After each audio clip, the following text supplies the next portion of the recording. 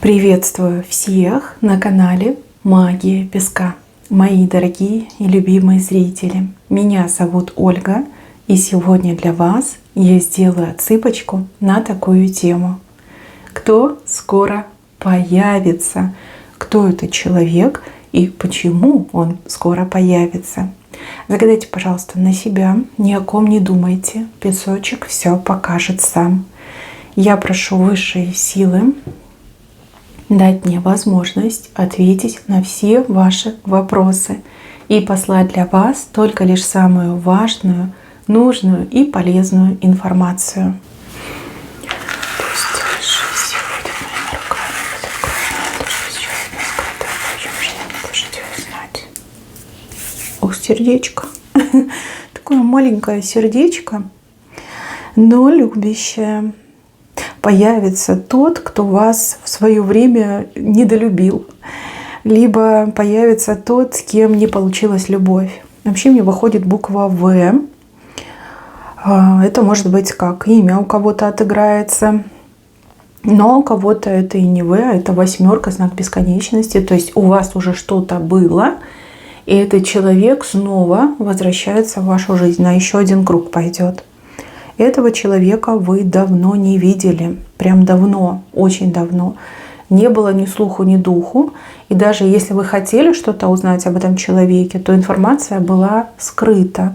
Либо она настолько была минимальная, мизер просто, да, что вы такая, ничего так и не узнала. Как-то очень сильно поверхностно, да, вы могли о нем знать.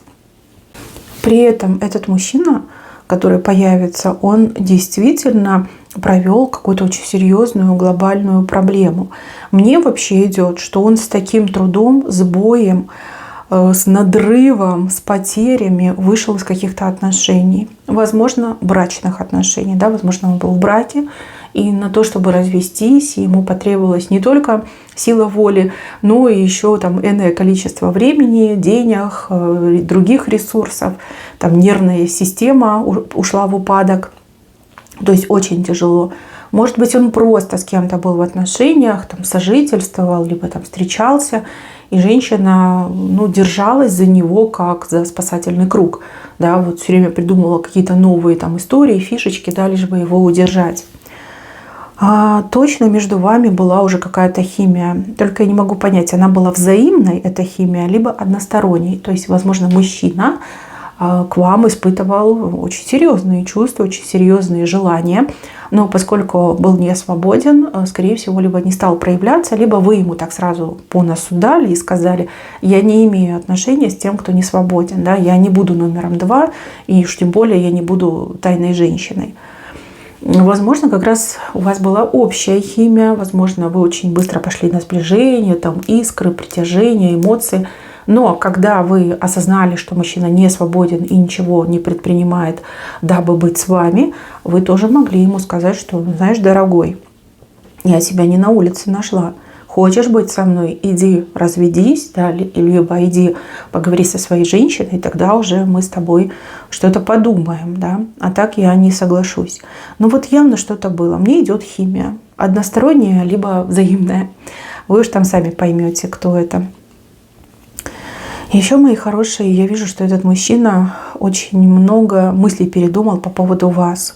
Очень много. Он тут и сам себя от вас отговаривал, и потом, наоборот, сам себя на вас уговаривал. Тут такие у него в голове бои проходили. Прям сам себя, знаете, и ронял, и поднимал. И это было каждый раз на протяжении прям действительно значительного времени.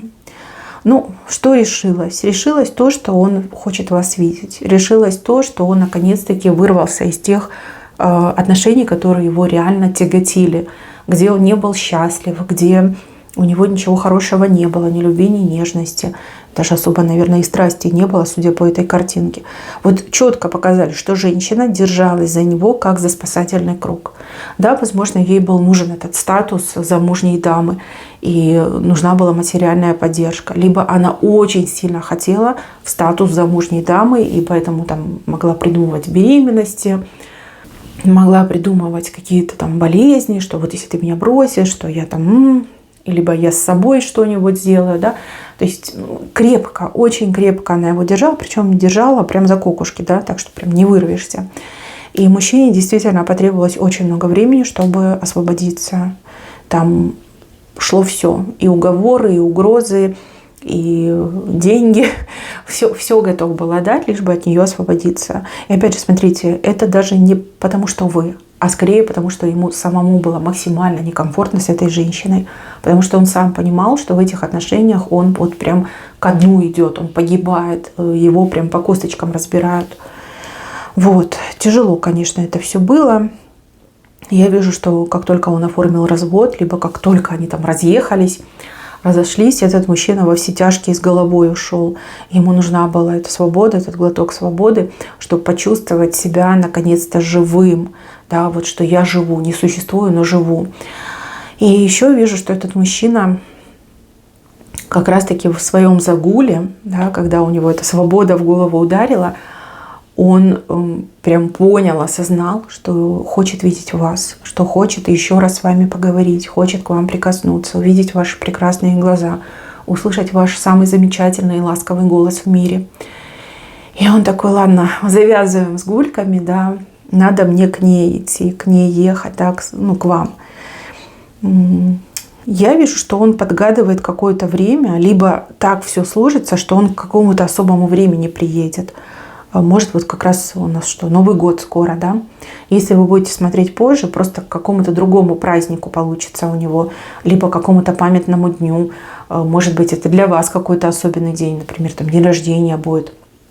Вот так у него получится на праздник. Он приезжает на праздник. И, опять же, это дает ему дополнительную фору, да, потому что он может сказать: да, ну я здесь на праздник приехал, да, я вообще не к тебе, я приехал там попраздновать, погулять к родственникам, к знакомым, а тебя я вот случайно увидел. И также он может сослаться на то, что ну у тебя же типа день рождения, да, я приехал, ну, тебя поздравить. Вот, да, хочу тебя поздравить, сделать тебе приятно. А у самого прям глаза будут блестеть.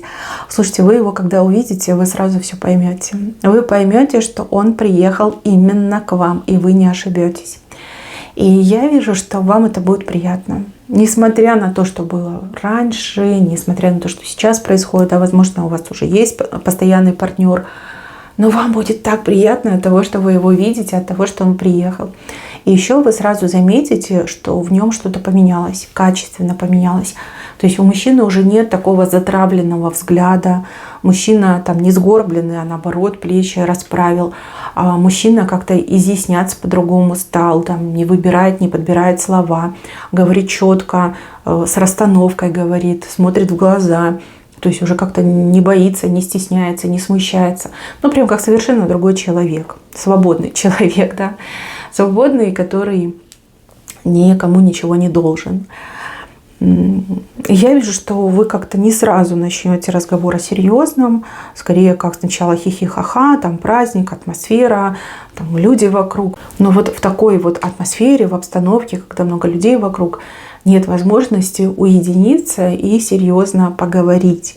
Вы поговорите серьезно чуть позже, да, может на следующий день, может быть через пару дней поговорите. Причем он сам придет для такого разговора, ну либо вас куда-то пригласит, позовет в какое-то нейтральное место, там кафешка, например, какая-то, либо ресторанчик, чтобы посидеть и поговорить. И тут такое начнется. У этого мужчины, у него просто, знаете, рот не закрывается. Он начнет говорить, он там все прошлое переберет по косточкам, он настоящее переберет, он там планы на будущее, такие замки выстроит. Вы будете сидеть и слушать, и одна мысль в голове: как же сильно он поменялся, как же сильно мне нравится вот эта новая обновленная версия этого мужчины. Ну действительно, вот настоящим мужчиной стал, а не вот той тенью прошлого. Ну что есть, то есть, мои хорошие. Вам приятно, ему тоже очень приятно. И, как говорится, даст Бог, может быть, что-то из этого и получится. Вы друг другу, вернее, вы друг к другу тянетесь, вы друг другу испытываете достаточно волнительные чувства. Единственное, что, возможно, да, у вас кто-то есть, кто может поставить крест на вот этой всей любовной истории. Почему-то есть какая-то ситуация, которая может стать для этого мужчины прям ножом. Вот видите, нож для него. Но вы его прячете, этот нож, да, вы его за пазухой носите. Может быть, не специально, да, ну просто так случится.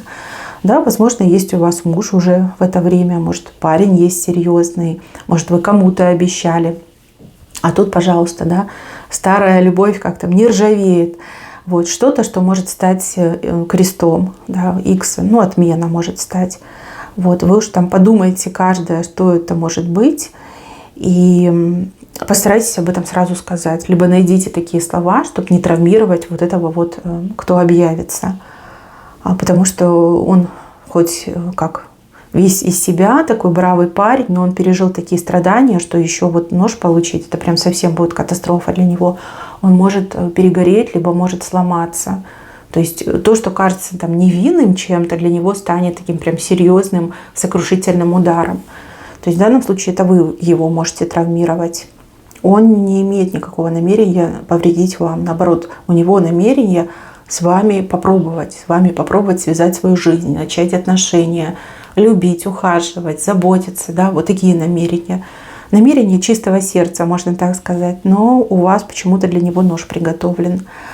Я могу предположить, что у вас какие-то негативные воспоминания есть, либо какая-то обида. И, может быть, вы когда-то тогда давно еще себе думаете, что «ох, я тебя отомщу». Лучше откажитесь от этих мыслей, потому что ваша месть не принесет сатисфакции для вас. Наоборот, вы потом сами себя ругать будете. Ну, допустим, да, вот что я имею в виду. Может быть, у вас была химия, вы встретились, вы начали влюбляться в этого мужчину, а он скрыл, что он женат. И когда вы узнали, вы от него отвернулись и подумали, что вот я тебе за это отомщу, за то, что ты меня обманул, за то, что ты правду мне не сказал. Может быть, это именно нож, да, то, что вы месть тогда еще задумали. Может быть, то, что у вас есть парень. Тогда честно ему сразу скажите, что у вас есть парень, да, чтобы его это не травмировало. Ну, либо, знаете, он как может еще почувствовать, что он раскрыл перед вами сердце, душу, а вы такая, типа, а у меня парень есть. И это разобьет ему сердце, да, так не надо, до такого доводить не надо. Вы для него звездочка, самая яркая, пленительная, путеводная. И все, что он хочет, это обнимать, целовать вас под этой звездой. Он прям уверен, что вы созданы друг для друга. Он прям уверен, что ваши чувства проверенные временем. Ну, по крайней мере, с его стороны, так это 100%. И еще могу сказать, что именно мысли о вас, чувства к вам в трудные минуты его жизни, когда он боролся за свою свободу, они ему действительно помогали, они его вытягивали, они держали его на плаву, не давали ему утонуть во всех этих проблемах. Стоит ли вам переживать по поводу его бывшей? Нет, не стоит. Абсолютно не стоит, потому что там уже все выгорело, перегорело. И еще я вижу, что это бывшая, вот как кого-то себе подыскала, нашла, либо с головой в какое-то дело ушла, то есть ей уже не до мужчины. Будет ли она его дергать? Если окажется за бортом, то да, она может о нем вспомнить, там, тянуть с него деньги, либо еще что-то тянуть. Это может быть в будущем. Но так, чтобы она его пыталась вернуть, пыталась снова с ним сойтись, нет, я уже этого не вижу. Бывшей, как женщине, он уже никогда не вернется. Но есть вероятность, что если у них есть общие дети, что он будет туда денежку отправлять. Потому что если общие дети, он должен, да, это его обязанность не только родить этих детей, но и на ноги поставить. Тут как бы уже не подкопаешься. И еще, мои хорошие, в вашей отсыпочке я вижу женщину, с которой вы когда-то очень сильно ссорились. Может быть, с детьми были ссорились, может быть, там на работе где-то работали, либо учились вместе, ссорились. И я вижу, что эта женщина, у вас не встреча идет, но встреча тут больше как судьба подстроит. Да? Эта женщина всегда видела себя звездой, а вас она видела грязью под своими ногтями. Извините, но вот так оно и есть, вот так она к вам относилась. И я вижу, что судьба дает вам эту встречу, вернее, даже не вам, а скорее этой женщине. Женщина эта будет в шоке от того, как вы похорошели, от того, как вы изменились, от того, какую вы жизнь живете. А у нее прям все рок-фатум. У нее что-то ужасное в жизни, она очень мерзко выглядит, за собой не следит, вообще как будто бы потеряла интерес и вкус к жизни. И вот у вас встреча состоится, вы ее не узнаете, может быть, потом узнаете, да, будете думать, лицо знакомое, думать, а потом, ага, это же она, блин. А эта женщина вас узнает сразу, потому что вы совершенно не изменились, вы только похорошели, расцвели. И вот она будет смотреть на вас и думать, ну надо же, да, как жизнь все по местам расставила. Я у разбитого корыта, сама как старая кошелка, побитая, погрызенная мышами. А она, значит, вон как императрица, да, порхает, не ходит, а порхает. Вот такие вот мысли. Но это, скорее всего, ей урок, потому что не нужно было быть такой сукой, извините, да, не нужно было быть такой агрессивной, не нужно было вас задевать и трогать. Потому что я вижу, что это она на вас скидалась, и это она вас обижала. А теперь жизнь сделала свою расстановку, и все встало на свои места. Вы прекрасная императрица, а она падшая женщина во всех смыслах этого слова. И у нее уже, знаете, и желания нет что-то в своей жизни менять, потому что все, круг замкнулся. Ну, вот такая вот у меня цыпочка получилась, мои хорошие. На этом у меня все. Берегите себя. Всем спасибо за внимание. Всем пока-пока.